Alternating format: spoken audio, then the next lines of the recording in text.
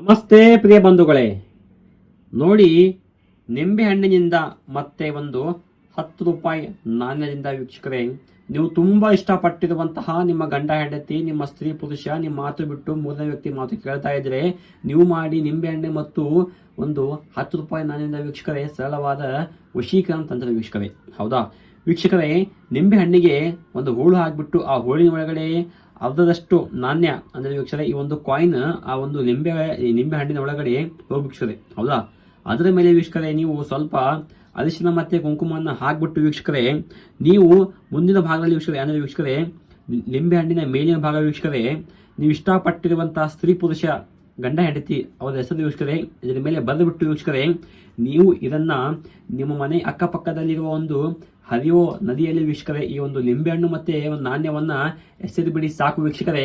24 ಗಂಟೆ ಒಳಭಾಗದಲ್ಲಿ ವೀಕ್ಷಕರೇ ನೀವು ಇಷ್ಟಪಟ್ಟಿರುವುದು ಅಥವಾ ಮನಸ್ಸಲ್ಲಿ ಇದ್ದರೂ ವೀಕ್ಷಕರೇ ಕೆಲವೇ ಗಂಟೆಯಲ್ಲಿ ನಿಮ್ಮಿಂದ ಸಂಪೂರ್ಣ ವಶೀಕರಣ ಆಗುತ್ತದೆ ವೀಕ್ಷಕರೇ.